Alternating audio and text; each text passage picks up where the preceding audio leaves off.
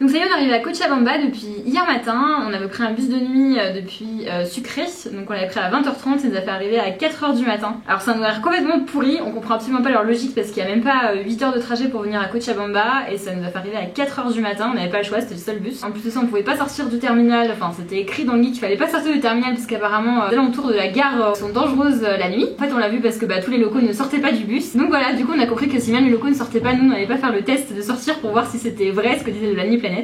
Donc du coup on a dû rester jusqu'à 7 heures passées dans le terminal de bus à attendre que le soleil se lève pour pouvoir enfin sortir et enfin rejoindre notre hôtel. Alors Cochabamba c'est pas connu pour être une ville extraordinaire mais il y a quelques points d'intérêt quand même à aller voir. On est surtout venu ici à Cochabamba parce qu'après on va aller au parc national de Toro Toro et c'est un passage obligé parce qu'on peut pas y aller directement. Donc bon, on va quand même aller visiter la ville en espérant quand même qu'on ne soit pas trop déçus.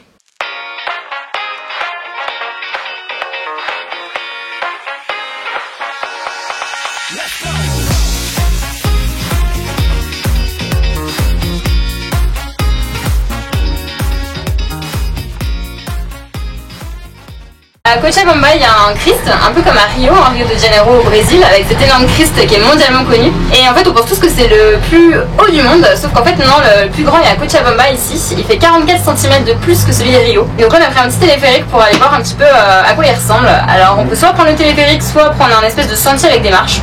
Sauf que, encore une fois, c'est pas très recommandé de prendre le sentier pédestre parce qu'apparemment il y aurait des gens pas très recommandables sur le sentier. Donc du coup on a pris le téléphérique et on va voir un petit peu ce que ça donne. Il paraît qu'on peut avoir une belle vue aussi une fois en haut.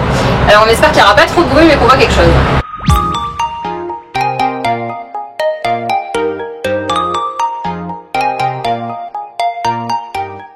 Ce qui est bien c'est qu'on a un bon point de vue sur Cochabamba et sa pollution.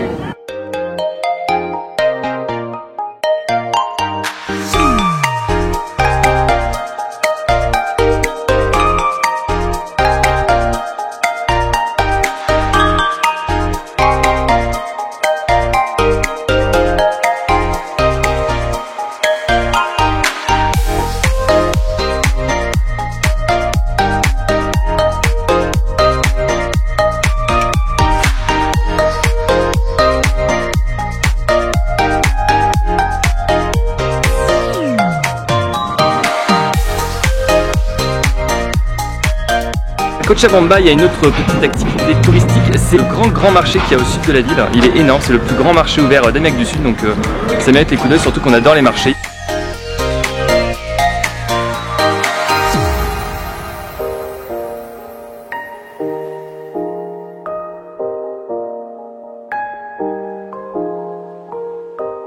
Bon alors le marché était vraiment immense, on n'a pas tout filmé parce que franchement on a mis des heures et des heures ne serait-ce qu'à sortir de ce grand marché. Cochabamba c'est fini, on a visité tout ce qu'il y avait à voir, enfin en tout cas on pense. Là on est parti pour le parc national de Toro Toro, ce pour quoi on était venu à Cochabamba. Alors d'habitude il y a des grands bus pour y aller mais c'est soit 6 h du matin soit 18 h du soir. Alors c'est des horaires qu'on n'apprécie pas trop, donc on a vu qu'il y avait aussi des minibus pour emprunter donc la fameuse route pour aller au parc de Toro Toro en sachant que cette route est catastrophique. Il paraît que c'est 4 à 5 heures dans une route en terre avec des gros nids de poules. Donc on appréhende un petit peu le voyage et on espère qu'on va bientôt partir parce qu'on attend que le minibus soit plein et il n'y a pas l'air d'avoir grand monde pour l'instant, donc on croise les doigts.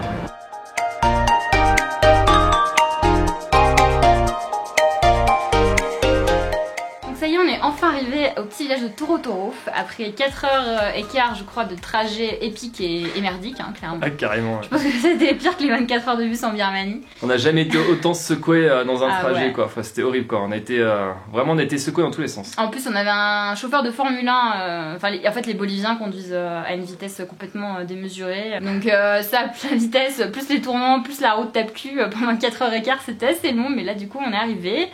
On a trouvé un petit hôtel et en fait le but donc venir à Toro Toro c'est parce qu'il y a le parc national du même nom où en fait il y a des empreintes de dinosaures. Alors moi je savais pas du tout, déjà je savais même pas que ça existait.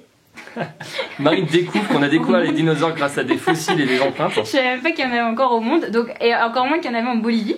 Donc du coup voilà, donc c'est un petit peu le truc à faire ici, il paraît que c'est top. C'est une petite curiosité ouais. Il n'y a pas que ça aussi, il y a aussi des beaux paysages, notamment un canyon qui a l'air d'être assez sympa, qui demande une petite randonnée pour y aller, et aussi des grottes et d'autres curiosités géologiques, parce que c'est un parc qui est essentiellement tourné vers la géologie, donc, et les empreintes de dinosaures. Et donc qui dit truc un peu unique, fait que c'est quand même protégé, du coup c'est un parc déjà qui a un droit d'entrée assez important, on doit payer 100 bolivianos. Ouais, ça fait à peu près 12 €, un truc comme ça. Par personne, pour la Bolivie c'est très cher. Ouais, pour la Bolivie c'est cher. Voilà. Et ajouté à ça, tu es obligé de prendre les services d'un guide pour que ce soit protégé, encadré, et puis aussi on suppose aussi pour donner un salaire à certains Boliviens, tu es obligé de payer les services d'un guide. Et le but, c'est de former un groupe de 6 pour ne pas devoir payer trop cher. Donc le but, c'est d'essayer de trouver des gens. En tout cas, on a hâte de dormir parce qu'après ce petit trajet acrobatique, je sais pas comment on peut dire, on a hâte de se reposer un peu. Allez, à demain.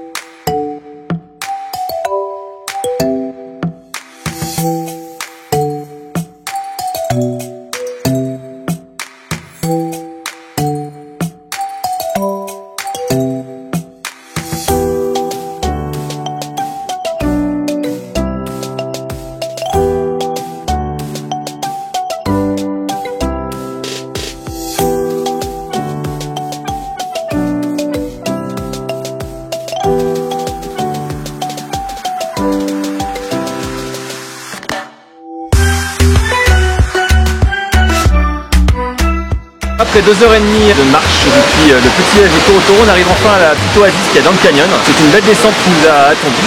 Ce qui nous attend maintenant, c'est une belle montée.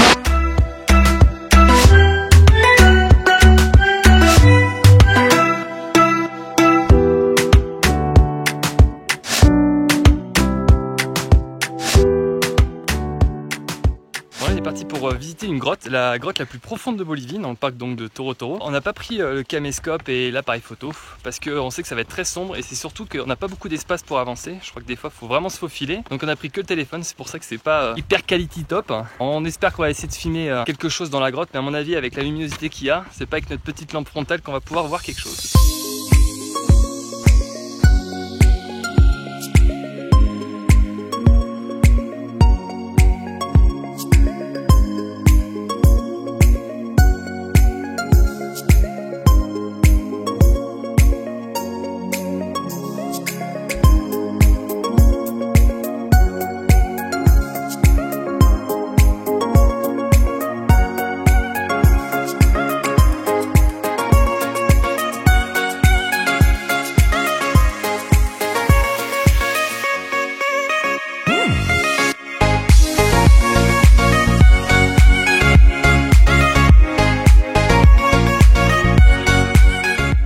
On est bien content d'être sorti.